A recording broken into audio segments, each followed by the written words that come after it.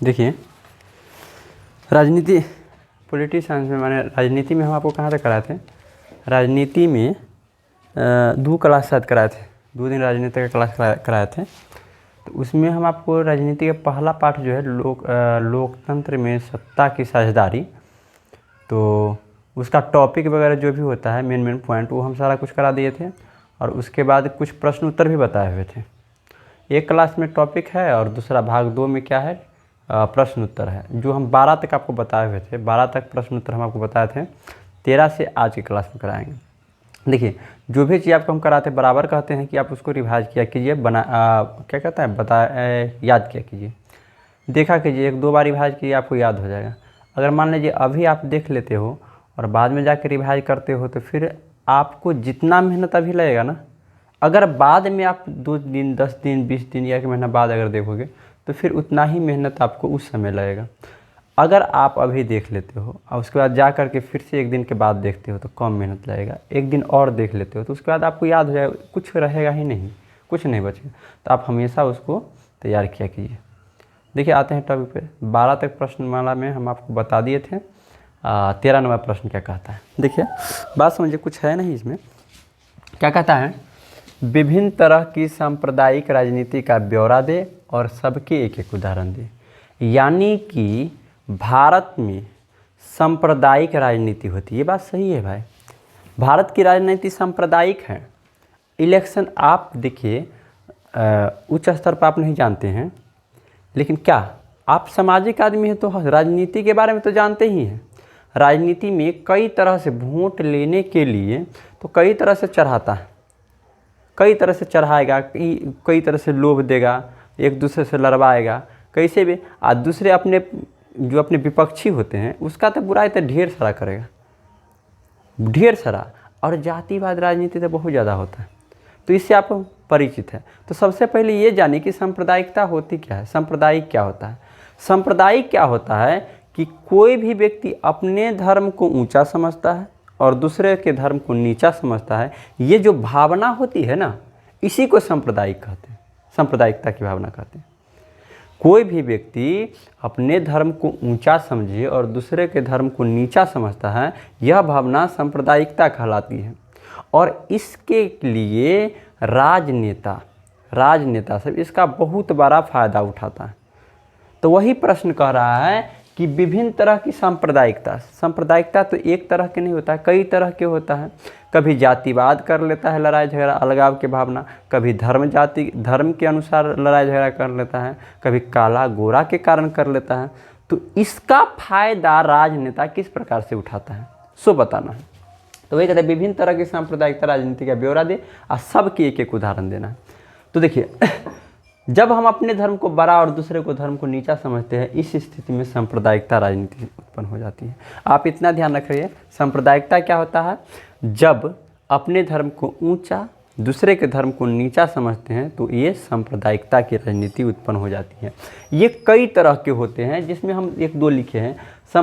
सांप्रदायिकता विभिन्न रूपों में देखा जा सकता है, कई रूप में देखा जा सकता है। बहुसंख्यक अपने प्रभाव को बनाए रखने के लिए विभिन्न नियम अल्पसंख्यक पर थोप देते हैं। सांप्रदायिकता की राजनीति कई तरह से देखा जा सकता है। सांप्रदायिकता जो होता है माने अलगाव की भावना, वो कई तरह से देखा जा सकता है। देखते हैं कई तरह से। तो कौन कौन, कभी कभी क्या देखा जाता है कि बहुसंख्यक लोग अपना नियम कानून और अपना प्रभाव जमाने के लिए अल्पसंख्यक पर अपना नियम थोप देता है। बात समझे नहीं? जैसे मान लीजिए हम 10 आदमी हैं, हम 10 आदमी क्या हैं, हम 10 आदमी अंग्रेजी बोलते हैं और 2 आदमी हिंदी बोलता है। तो मान लीजिए हम कहेंगे कि नहीं, ये जितना है, मान लीजिए एक गांव है, उसमें मान लीजिए कि 80% लोग क्या करता है, इंग्लिश बोलता है और 20% लोग क्या करता है, हिंदी बोलता है। तो जो 80% लोग रहेगा तो उसका बहुसंख्यक है, माने संख्या में अधिक है। तो जो संख्या में अधिक रहेगा वो मनमाना अपना काम करेगा, तो नियम लगा देगा कि आप अंग्रेजी बोलना है, हिंदी जो बोलेगा उसको मारा जाएगा, पीटा जाएगा। तो ऐसा कर सकता है, करता है। इससे अलगाव की भावना होता है और इसका फ़ायदा क्या करता है, राजनेता से उठा लेता है।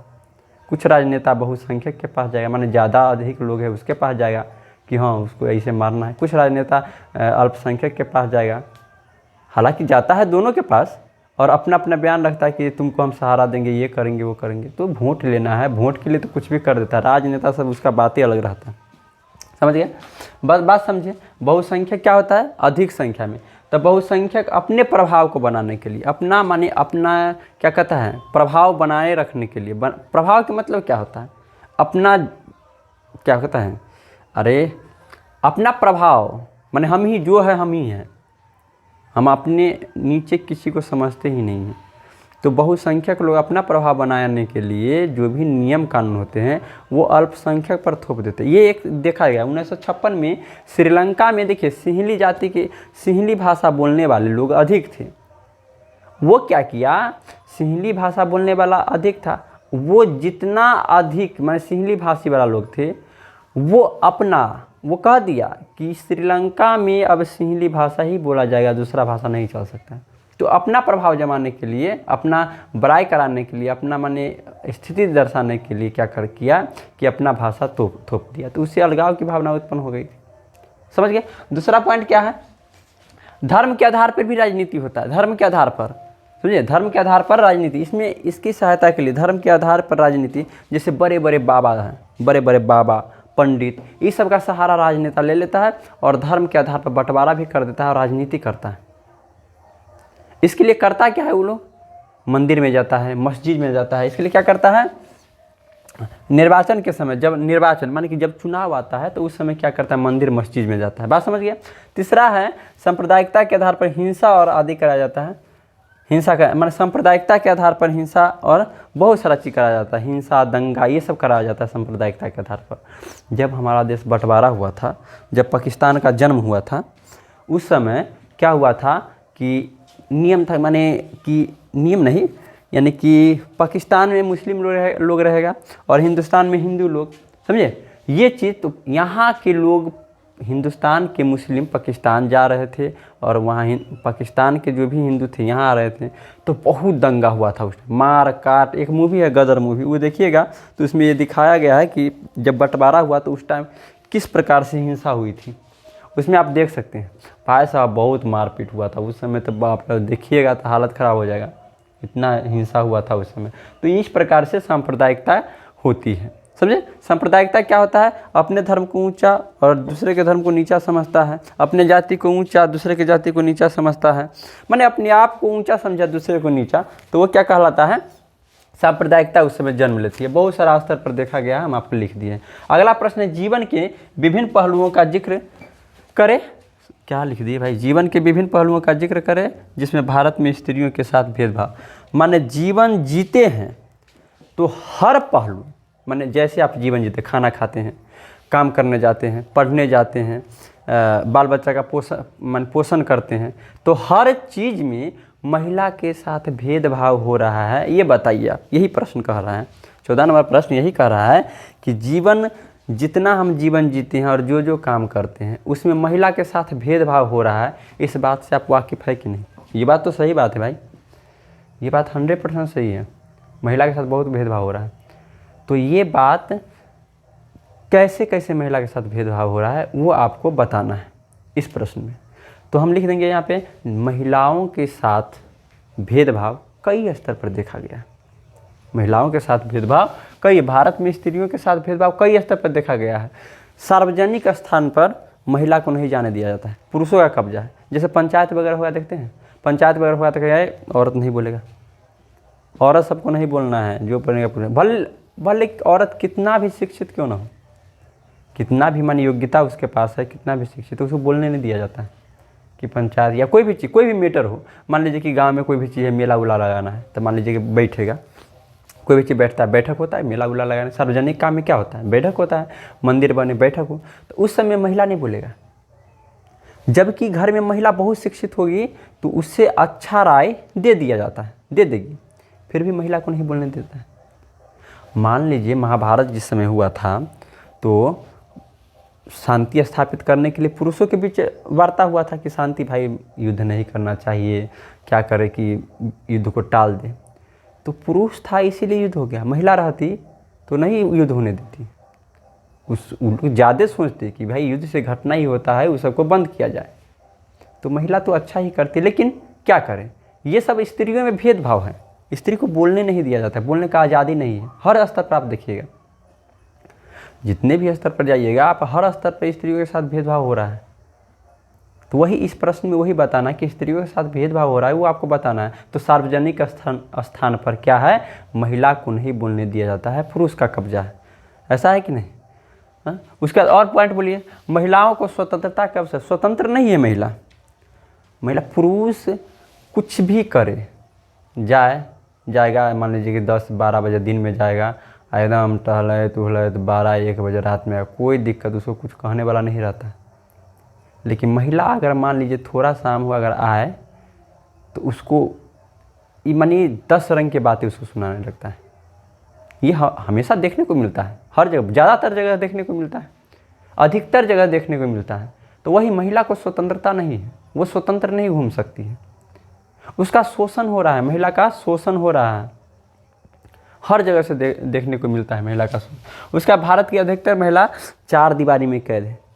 अधिकतर महिला, भारत की अधिकतर महिला माने हर महिला 4 दीवारी में कैद है। हर महिला को स्वतंत्रता नहीं मिली है, ऐसा बात नहीं है। कुछ महिला आज़ाद हैं, लेकिन अधिकतर जिसका जनसंख्या ज़्यादा रहता है तो उसी को लेकर, मैच्योरिटी जिसका ज़्यादा होता है वही लेके चलिएगा। तो इस प्रकार से महिला के साथ बहुत भेदभाव हो रहा है, देखने को मिलता है, हर समाज में देखने को मिलता है ऐसा। वैसे महिलाओं की साक्षरता, महिला को पढ़ाने में भी बहुत कम। घर में अगर लड़का है तो उसको पढ़ा के ये करेंगे, इंजीनियर बनाएंगे, डॉक्टर बनाएंगे, ये करेंगे। उनके लड़की है क्या पढ़ाए, शादी कर देंगे, इसे करेंगे, शादी करके दूसरा घर में जाना है तो दूसरा के आदमी को क्या पढ़ाए। तो बहुत हर जगह पे लड़की के साथ भेदभाव हो रहा है। तो ऐसा नहीं होना चाहिए, हर जगह पे देखने को मिलता है भेदभाव। तो वही प्रश्न कहता है कि महिला के साथ भेदभाव हो रहा है, वो आपको बताना है। तो आप तो बहुत कुछ लिख सकते हैं, महिला के साथ भेदभाव हो रहा है तो उसमें तो बहुत कुछ आप लिख सकते हैं। भ्रूण हत्या हो रहा है, भ्रूण हत्या, मान लीजिए कि अगर गर्भवती है महिला, माने बच्चे को जन्म देने वाली है, तो जन्म देने वाली रहती है तो उससे पहले क्या करता है, बच्चे को चेक करती है कि लड़का होगा कि लड़की होगा। अगर लड़की हुआ तो मारने का सोचने लगता है, लड़की है क्या करेंगे लड़की से। तो बहुत महिलाओं के साथ बहुत दिक्कत है, भ्रूण हत्या, शोषण हो रहा है। तो यही इस प्रश्न में लिखना है कि महिला के साथ जो अलग बर्ताव हो रहा है वो आपको बताना है। हो गया, समझ गया, इसमें कोई दिक्कत नहीं। 15, भारत की विधायिकाओं में महिला के प्रतिनिधित्व की स्थिति। देखिए, भारत का जो होता है, भारत का विधायिका क्या करता है, एमएलए और एमपी बनाता है। विधायिका, हम लोग विधायक को वोट देते हैं ना, हम डायरेक्ट नरेंद्र मोदी को वोट थोड़ी देते हैं, डायरेक्ट नरेंद्र मोदी को वोट थोड़ी देते हैं। नरेंद्र मोदी का जो होता है एक व्यक्ति होता है, माने वो क्या कहता है, पार्टी होता है उसका, उस पार्टी के सदस्य होते हैं, तो हम लोग विधायक को वोट देते हैं। तो विधायक ही क्या करता है, एमएलए और एमपी बनाता है, समझे। तो उस एमएलए और एमपी बनाने यानी विधायक जो होता है उसमें महिला की स्थिति कैसा है, आप अपनी इधर देखिए। मान लीजिए कि विधायक का वोट मांगने आता है, अरे इलेक्शन के समय तो देखते हैं ना, उसमें महिला बहुत कम रहेगा, 9 के बराबर, बहुत कम रहेगा। मान लीजिए 10 गो विधायक की लिस्ट है, मैंने 10 गो प्रतिनिधि खड़ा है, उसमें 1-2 महिला होगी या नहीं होगी, नहीं होता। तो महिला की स्थिति बहुत खराब है, उसमें महिला को आरक्षण ही नहीं दिया गया है उसको, समझे। तो क्या होता है, विधायिका माने वो एमएलए और एमपी का चुनाव करती है। अब देखिए यहाँ पे क्या है, तो वही कहता है कि विधायिका में महिला का क्या स्थिति है, तो बहुत दयनीय है। आप मोटा मोटी उसमें मैंने महिला को बहुत कम सीट दिया गया, मैंने महिला का बहुत 9 के बराबर देता है। क्या है, भारत की विधायिकाओं में महिला के प्रतिनिधि स्थिति क्या है, भारत की विधायिकाओं में महिलाओं के प्रतिनिधित्व काफ़ी दयनीय है, काफ़ी दयनीय है। दयनीय का मतलब क्या होता है, माने बहुत कम, माने दया करके दिया हुआ है। एक समय चलो एगो महिला घुसा देते हैं, 2 समय एगो महिला 2 महिला घुसा देते हैं, तो ये स्थिति दयनीय है। तो लोकसभा से विधानसभा तक महिलाओं का प्रतिनिधित्व 9 के बराबर है। लोकसभा में भी देखिएगा और विधानसभा में भी देखिएगा तो महिला की स्थिति बहुत ही खराब है। लोकसभा क्या होता है, अरे लोकसभा में क्या होता है कि मैंने केंद्र स्तर पर होता है, लोकसभा में माने क्या होता है, लोकसभा के वहाँ पे एमपी प्रधानमंत्री का चुनाव करते हैं, और यहाँ पे एमएलए क्या करता है, विधानसभा में मुख्यमंत्री का चुनाव करते हैं विधानसभा में, समझे ना। तो वही लिखा गया है कि लोकसभा से लेकर के विधानसभा तक महिला की स्थिति 9 के बराबर है, माने महिला 9 के बराबर है। केवल पंचायत स्तर पर इनका प्रतिनिधित्व देखा गया है। संसद में लगभग 1/3 महिलाओं को आरक्षण हेतु सरकार प्रयास करे। अब देखिए पंचायत चुनाव होगा। पंचायत चुनाव मतलब मुखिया, सरपंच, ये वार्ड वूड, ये सब का चुनाव होता है। तो उसमें आप देखिए तो अधिकतर महिला ही रहेगा। मुखिया में खड़ा होगा तो अगर 20 गो है तो उसमें 10-15 गो तो महिला ही रहेगा। किसी घर का पुरुष तो महिला को ही खड़ा कर देता है। तो पंचायत स्तर पर महिला को अधिक दिया गया है सीट, लेकिन लोकसभा और विधानसभा में महिला का स्थिति 9 के बराबर है। तो वही प्रश्न क्या कहता है कि भारत की विधायिका में मान विधायक के चुनाव में महिला का कैसा स्थिति है सो बताना है। तो महिला का स्थिति बहुत दयनीय है। विधानसभा और लोकसभा में महिला 9 के बराबर है महिला का सीट, बशर्ते सिर्फ पंचायत स्तर पर महिला का स्थिति अच्छी है, माने वहाँ पे अधिक है। अब देखिए सरकार क्या कर रही है, संसद में लगभग 1/3 माने काम कर रही है कि 1/3 महिला को रखा जाएगा। 1/3 मतलब कि 3 गो में एगो महिला रहेगा। तो इस प्रकार से आपको ये लिख देना है। संसद मतलब कि एमपी का इलेक्शन होगा ना, तो उसमें 1/3 महिला रहेगी। बात समझ गए। तो इस प्रकार से ये हुआ। अब अगला प्रश्न देखते हैं, 15 हो गया, 16 नंबर प्रश्न देखते हैं। इत्मीनान से पढ़ते रहिए, बस आपको दिक्कत नहीं होगा। चलिए 16 नंबर प्रश्न। 16 नंबर प्रश्न क्या है, किन्हीं 2 प्रावधानों का जिक्र करें जो भारत को धर्मनिरपेक्ष देश बनाता है। वो पहले तो ये समझे धर्मनिरपेक्ष होता क्या है। तो ऐसा 2 बात बताना है कि भारत को धर्मनिरपेक्ष देश बनाता है।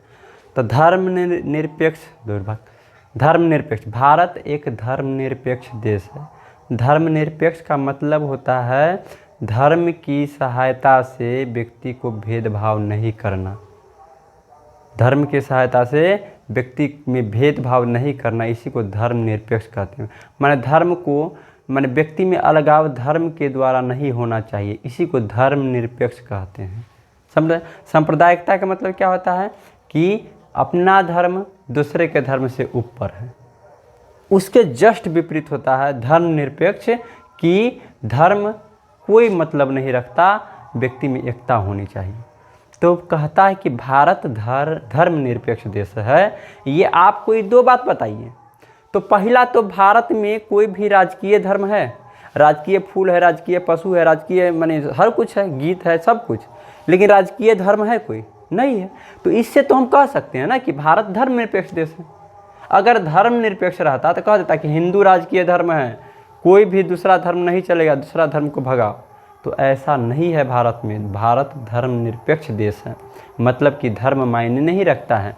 आप किसी भी धर्म में जा सकते हैं, कोई भी धर्म अपना सकते हैं, समझे। संविधान में बराबर कहा गया है कि सभी लोग आज़ादी है सभी लोगों को कि कोई भी धर्म का व्यक्ति कोई भी धर्म अपना सकता है, समझे। तो वही कहता है, यानी 2 प्रावधानों का जिक्र करें, मैंने 2 बात बताएं कि भारत को धर्मनिरपेक्ष देश बनाता है। तो पहला तो यही हुआ, भारत में किसी भी धर्म को राजकीय धर्म नहीं माना गया है, कोई धर्म राजकीय नहीं है। संविधान में किसी व्यक्ति को कोई भी धर्म अपनाने की स्वतंत्रता है। संविधान में पूरा स्वतंत्रता है कि कोई भी व्यक्ति किसी भी धर्म को अपना सकता है, कोई दिक्कत नहीं है। आप कोई भी धर्म, हिंदू है मुसलमान है हिंदू बन जाइए। अभी होता है ना बराबर शादी ब्याह, हिंदू वाला मुस्लिम से शादी ब्याह कर लेता है, मुसलमान बन जाता है, मुस्लिम वाला हिंदू से शादी ब्याह कर लेता है, हिंदू बन जाता है। तो ये सब होता है ना। आप ऐसे भी धर्म बदल सकते हैं। आपको हिंदू धर्म अच्छा नहीं लगा, मुसलमान बन जाइए। मुसलमान धर्म अच्छा नहीं लगा तो आराम से आकर के हिंदू बन जाइए, समझे। तो आप फ्री हैं। तो इसीलिए हम कह सकते हैं कि भारत जो है धर्मनिरपेक्ष देश है, समझे। माने कि धर्म मायने नहीं रखता है, धर्म को मतलब नहीं रखा गया, धर्म को प्राइमरी नहीं रखा गया। बात समझ गया। धर्मनिरपेक्ष समझ गए। धर्मनिरपेक्ष के मतलब होता है व्यक्ति के बीच में धर्म का भेदभाव नहीं होना चाहिए, धर्म के द्वारा भेदभाव नहीं होना चाहिए, उसी को धर्मनिरपेक्ष कहते हैं। और सांप्रदायिकता क्या होता है कि माने धर्म, हमारा धर्म बड़ा है तुम्हारे धर्म से, हो गया। अगला 17 जब हम लैंगिक विभाजन की बात करते हैं तो हम अभिप्राय होता है, माने लैंगिक विभाजन के मतलब क्या होता है, लिंग के आधार पर विभाजन। लैंगिक विभाजन का मतलब क्या होता है, लिंग के आधार पर विभाजन। तो लिंग के आधार मतलब कि स्त्री और पुरुष। तो ये विभाजन कैसे देखा जाता है कि समाज में स्त्री और पुरुष के बीच असमान भावनाएं देखने को मिलता है। तो वहीं पे यहाँ पे 4 ऑप्शन है, जिसमें से एक हम लिख दिए, आंसर लिख दिए ख में, समाज द्वारा स्त्रियों और पुरुषों के बीच दी गई असमान भूमिका। 18 है, भारत में यहाँ औरतों के लिए आरक्षण की व्यवस्था है। माने किस जगह पर औरत को आरक्षण दिया गया था? पंचायत में, पंचायत स्तर पर औरत को आरक्षण की व्यवस्था। 19 में कहता है सांप्रदायिक राजनीति को के अर्थ संबंधी निम्न कथनों पर गौर करें। माने सांप्रदायिकता के आधार पर, सांप्रदायिकता राजनीति किस पर आधारित है? तो एक धर्म दूसरे से श्रेष्ठ है, सही है। सांप्रदायिकता राजनीति क्या होता है? उसी में ना कहा जाता है कि एक धर्म दूसरे धर्म से श्रेष्ठ है, तो इसमें ठीक हो गया ये पहला।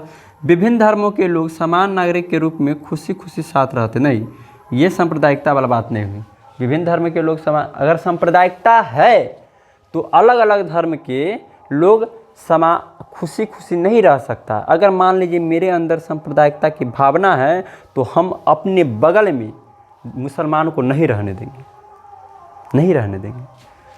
चलिए चौथा, अगला पॉइंट है एक धर्म के अनुयायी एक समुदाय बनाते नहीं, एक धार्मिक समुदाय का प्रभुत्व बाकी सभी धर्मों पर कायम रहने पर मजबूर करते। तो ये बड़ा होगा, इसका कहाँ गया भाई, ये वाला ओ। अब 20 नंबर प्रश्न क्या कहता है? भारतीय संविधान के बारे में कौन सा कथन सही है? भारतीय संविधान कौन सा कथन सही है? यह धर्म के आधार पर भेदभाव मनाही करता है कि नहीं?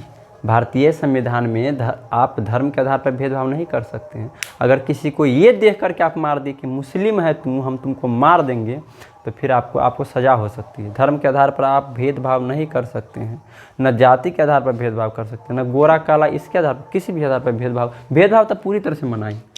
यह एक धर्म को राजकीय धर्म बनाता है। भारतीय संविधान में एक धर्म को राजकीय धर्म बनाया नहीं, ये बात गलत है भाई। सभी लोगों को कोई भी धर्म मानने की आज़ादी है, बात सही है। संविधान सभी धर्म लोग को कोई भी धर्म मानने की इजाज़त देता है। किसी धार्मिक समुदाय में सभी नागरिकों को बराबर का अधिकार देता है, बात सही है। खाली स्थान पर आधारित विभाजन सिर्फ भारत में सिर्फ जाति के आधार पर विभाजन होता है, बहुत देखने को मिलता है, बहुत देखता है भाई। जाति के आधार पर, ये जात उत में तो बहुत लड़ाई होता है, ये जात वो जात में बहुत देखने को मिलता है, हाँ हमेशा देखने को मिलता है जाति आधार पर। अब मिलान करना है, इस साइड है पहला सूची है, इस साइड दूसरा सूची है, 2 सूची है, इसमें मिलान करना है। अधिकारों और अवसरों के मामले में स्त्री और पुरुष की बराबरी। जो व्यक्ति अधिकार के मामला में, जो व्यक्ति अधिकार के मामला में स्त्री या पुरुष को बराबर समझता है उसको क्या कहेंगे? नारीवादी।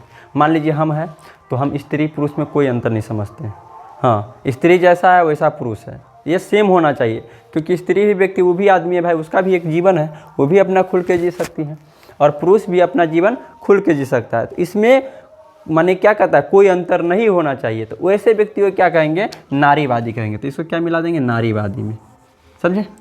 समझिए। उसके बाद कहता है धर्म को समुदाय का मुख्य आधार मानने वाला। तो क्या सांप्रदायिकता में होता है ना, सांप्रदायिकता, इसको क्या मिला देंगे? इससे सांप्रदायिकता। तो सांप्रदायिकता में ही ना धर्म को मुख्य आधार मानता है, माने हमर धर्म बड़ा है, समाज में हमर धर्म ही बड़ा है, वो कैसे स्थापित कर देता है? बहुसंख्यक रहता है। तो जाति को, तो जातिवादी, जाति को समुदाय का मुख्य आधार मानेगा तो जातिवादी। व्यक्तियों के बीच धार्मिक आस्था पर भेदभाव न करने वाला, माने व्यक्ति के बीच धार्मिक आस्था पर भेदभाव नहीं करेगा, वो क्या कहलाएगा?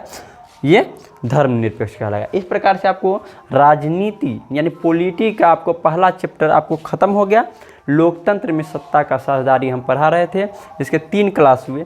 पहला चैप्टर में हम आपको बताए थे टॉपिक, जो भी इम्पोर्टेंट पॉइंट था ऑब्जेक्टिव के लिए सो बताएं। दूसरा चैप्टर में हम क्या बताएं? टॉपिक भी था कुछ, और कुछ क्या था कि प्रश्न उत्तर था। और तीसरा चैप्टर में आज ये पूरा प्रश्न खत्म हो गया। इस प्रकार से आप तीनों अगर क्लास कर लेते हैं तो पहला चैप्टर में या ऑब्जेक्टिव हो या सब्जेक्टिव हो, एक भी सवाल नहीं फंसने वाला है। और ऑब्जेक्टिव सब्जेक्टिव रहे या ऑब्जेक्टिव, उसको अपने से आप उत्तर दे सकते हैं, कोई दिक्कत नहीं भाई, आप एकदम मज़े से पढ़िए, कोई दिक्कत नहीं इसमें। चलिए देखेंगे अब अगला चैप्टर लेके आएंगे कल की क्लास में, अगला क्लास में 1 सप्ताह बाद आइए। 1 सप्ताह आपको मिला है, इस चैप्टर को पूरी तरह से अच्छे से तैयारी कर लीजिए, फिर आपको सही रहेगा। अब देखेंगे अगला क्लास में, तब तक के लिए जय हिंद।